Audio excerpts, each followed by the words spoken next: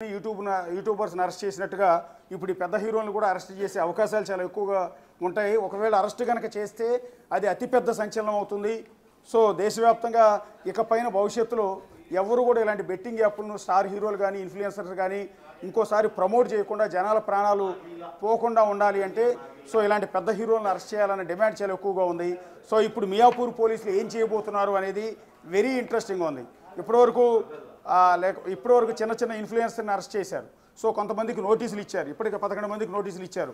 So వాళ్ళకి ఇచ్చినట్టుగానే ఇప్పుడు రాణా దగ్గుబాటికి, విజయ్ దేవరకొండకి, ప్రకాష్ రాజ్కి, మంచు లక్ష్మికి వీళ్ళందరికీ కూడా నోటీసులు ఇచ్చే అంశం చాలా క్లియర్గా కనిపిస్తోంది. అయితే నోటీసులు ఇచ్చిన వెంటనే వాళ్ళు ఏమైనా యాంటిసిపేటరీ కోసం అప్లై చేసి బెయిల్ తెచ్చుకుంటారు లేదా అన్న దాని మీద ఇప్పుడు మనం ఒకసారి డిస్కస్ చేసుకోవాల్సి ఉంటుంది. ఎందుకంటే పలుకుబడి ఎక్కువ ఉంటుంది, పెద్ద పెద్ద లాయర్లను పెట్టుకోగలిగిన కెపాసిటీ ఉంటుంది.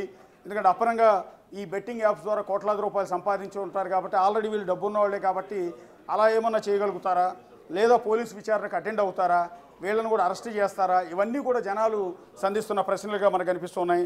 ఈ ఎఫ్ఐఆర్లో ఒకసారి complaint name PM Phanindra Sharma son of late Venkateswararao. ఆయన ఇచ్చిన కంప్లైంట్ మేరకు, ఆయన కూడా శేర్లింగంపల్లికి సంబంధించిన వ్యక్తి. సో ఆయన ఇచ్చిన కంప్లైంట్ మేరకు ఈ ఎఫ్ఐఆర్ ఫైల్ అయింది. ఫస్ట్ ఆయన పెట్టిన కేసులో మొట్టమొదటి కేసు రాణా దగ్గుబాటి మీద ఫైల్ అయింది. Rana Daggubati serial number 1, serial number 2 Prakash Raj మీద కేసు ఫైల్ అయింది. అండ్ నెంబర్ 3 ఎఫ్ఐఆర్లో, ఇప్పుడు నా చేతిలో ఉన్న ఎఫ్ఐఆర్లో నెంబర్ 3 విజయ్ దేవరకొండ మీద కూడా కేసు ఫైల్ అయింది. ఇక నెంబర్ 4 మంచు లక్ష్మి. ఈ ఎఫ్ఐఆర్లో ఫణీంద్ర శర్మ ఇచ్చిన కంప్లైంట్లో నెంబర్ 4 మంచు లక్ష్మి మీద కేసు ఫైల్ అయింది ఇందాక నేను చెప్పిన సెక్షన్ల ప్రకారం. తర్వాత ప్రణీత, ఈమె అత్తారింటికి దారేది సినిమాల్లో కూడా బాగా పాపులర్ అయ్యారు, హీరోయిన్ ప్రణీత, ఆవిడ మీద కేసు ఫైల్ అయింది. సో నిధి అగర్వాల్, ఆమె కూడా తెలుగు హీరోయిన్, చాలా సినిమాల్లో కూడా ఆవిడ యాక్ట్ చేశారు. సో నిధి అగర్వాల్ మీద కేసు ఫైల్ అయింది. అండ్ దెన్ అనన్య నాగళ్ళ, ఈమె వకీల్ సాబ్ సినిమాలో క్యారెక్టర్ చేశారు. ఆ తర్వాత ఈ మధ్యకాలంలో వచ్చిన కొన్ని వెబ్ సిరీస్లో నటించారు, తెలుగు సినిమాలో కూడా నటించారు, తెలుగు అమ్మాయి.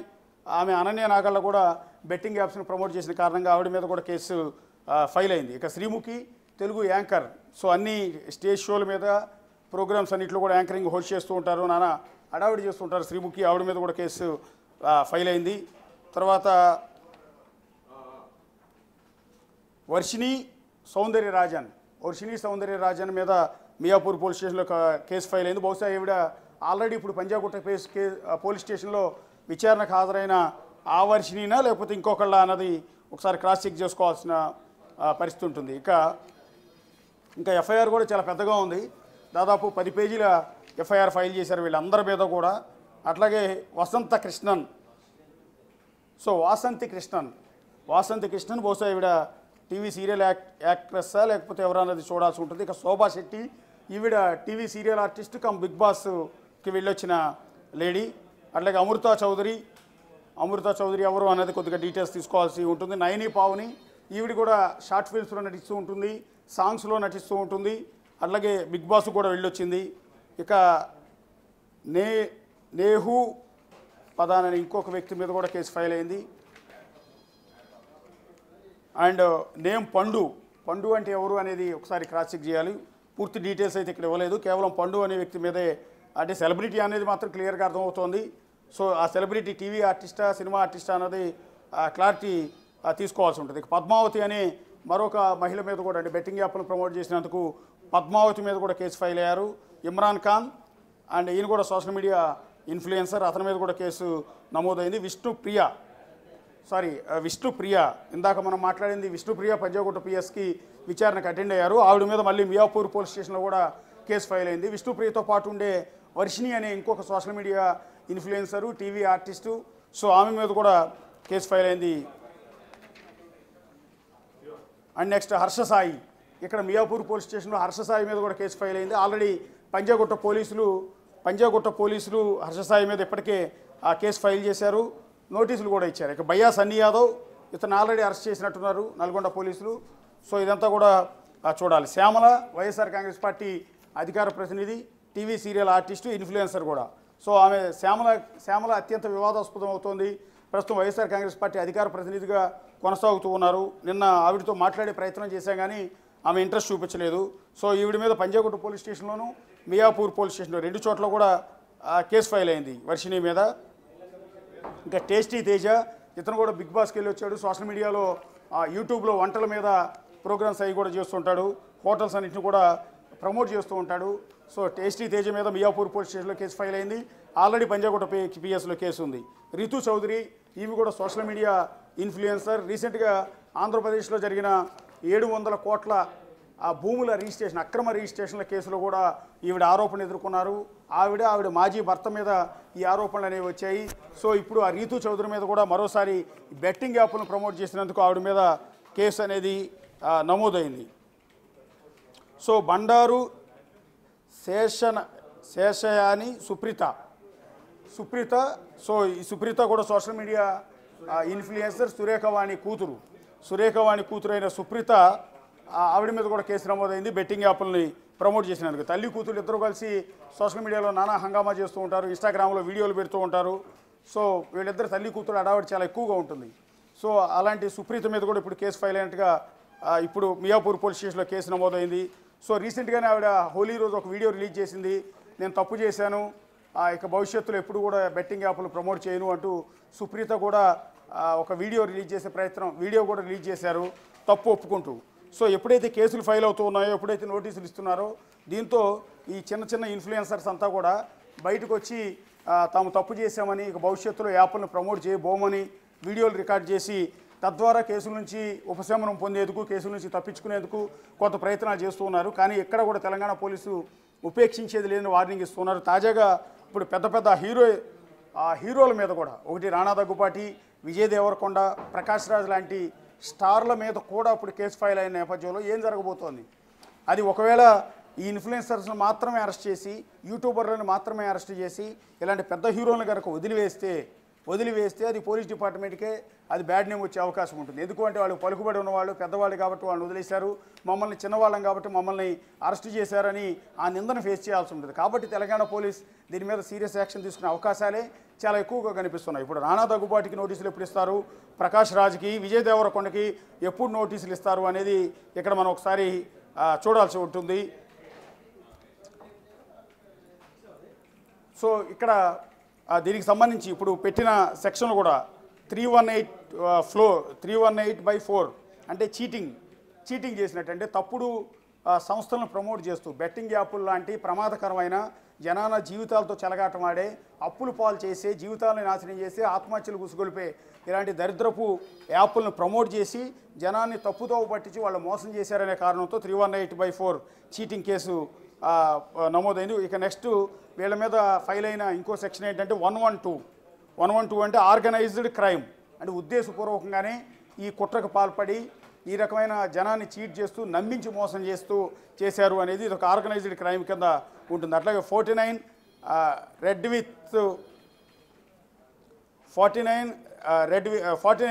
సెక్షన్ అనేది ఇది మరొకటి. ఇదే రకంగా ఉద్దేశపూర్వకంగానే జనాల్ని తప్పుదోవ పట్టించడం కింద ఇదంతా కూడా వస్తుంది. అట్లాగే TSGA gambling act and gambling act, 60D IT act, ఇందులో ఏ ఒక్క సెక్షన్లో కూడా బెయిలబుల్ కాదు. పర్టికులర్గా IT యాక్ట్ అనేది చాలా ఇబ్బందికరమైన అంశంగా ఉంటుంది.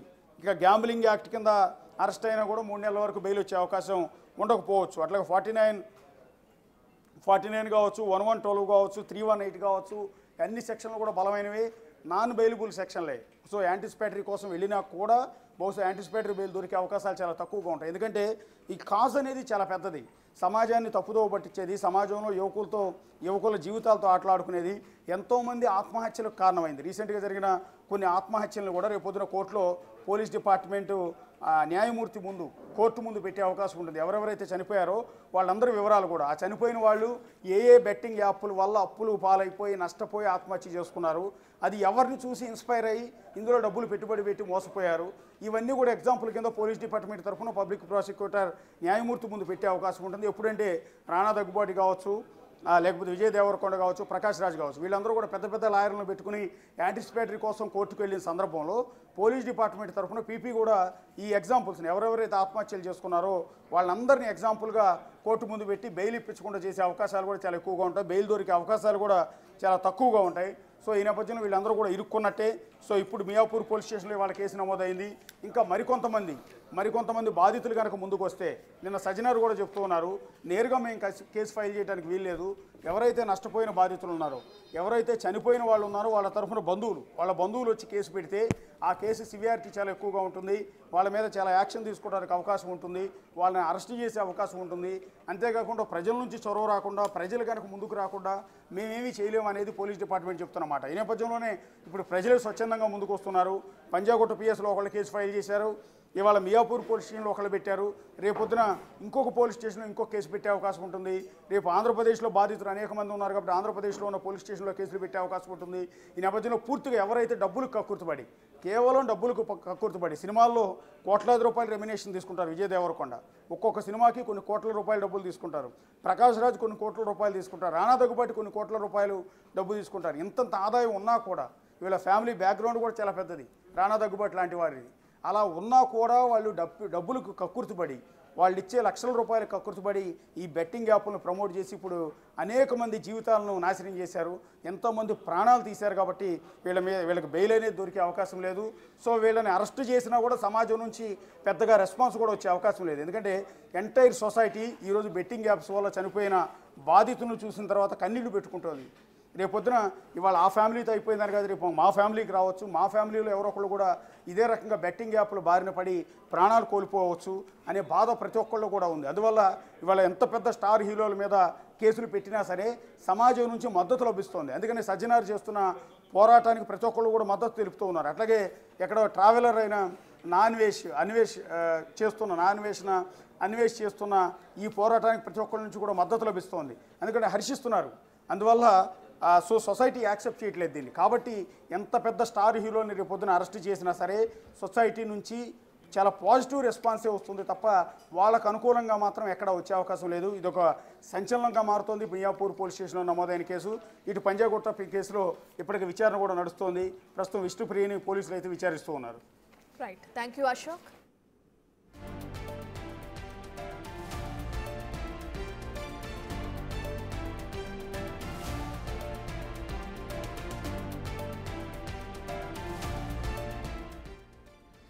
రైట్, ఇక ఇప్పుడు చూసుకుంటే బెట్టింగ్ యాప్స్కి సంబంధించి వాటి ప్రమోషన్ చేసిన వ్యక్తులపైన పోలీసులు దూకుడు పెంచారని చెప్పుకోవచ్చు. ఎవరైతే యూట్యూబర్లు, ఇన్స్టాగ్రామ్లో ఉన్న ఇన్ఫ్లుయెన్సర్ల పైన ఇప్పటికే పలువురు పైన కేసు నమోదవటం, వాళ్ళకి సంబంధించి విచారణకు హాజరవ్వమని నోటీసులు జారీ చేయడం కూడా మనం చూసాం. ఇక ఆ క్రమంలో ఈరోజు విష్ణుప్రియ ఇప్పటికే పోలీసుల విచారణకు హాజరయ్యింది.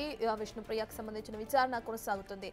ఇక వీళ్లతో పాటు అటు సినీ నటులు ఎవరైతే ఉన్నారో విజయ్ దేవరకొండ కానీ, దగ్గుపాటి రాణా, ప్రకాష్ రాజ్ సహా అలాగే మంచు లక్ష్మితో పాటు మొత్తం 25 మంది పైన కూడా ఇటు మియాపూర్ పోలీస్ స్టేషన్లో కూడా కేసు నమోదు చేశారు అక్కడ ఉన్న పోలీసులు. ఇక వీళ్ళల్లో 25 మందిలో హీరోయిన్లు నిధి అగర్వాల్, ప్రణీత, అనన్య నాకల్లా ఇక వీళ్ళు కూడా ఉన్నట్లు తెలుస్తుంది. ఇక ఇప్పటికే మనం చూసుకుంటే టీవీ యాంకర్ శ్రీముఖి, అలాగే శ్రీ హనుమంతు, వంశీ సౌందరరాజన్, వసంత కృష్ణ, శోభా శెట్టి, అమృత చౌదరి ఈ విధంగా పలువురు పైన కూడా ఇప్పటికే పోలీసులు కేసు నమోదు చేస్తున్నారు. దీనికి సంబంధించి ఇమ్రాన్ ఖాన్ పైన కూడా కేసు నమోదవటం మనం ఇంతకు ముందే చూసాం. భయ్యా సన్నీ యాదవ్కి సంబంధించి కూడా పోలీసులు కేసు నమోదు చేయడం, వాళ్ళ గురించి వాళ్ళు విచారణకు హాజరవ్వాలని నోటీసులు జారీ చేసిన క్రమాన్ని కూడా చూసాం. అయితే ప్రస్తుతం ఇప్పుడు సినీ తారుల పైన కూడా కేసులు నమోదయ్యాయి. ప్రకాష్ రాజ్ కూడా ఈ కేసులో భాగంగా ఆయనకు కూడా నోటీసులు జారీ చేసే అవకాశం కనిపిస్తుంది.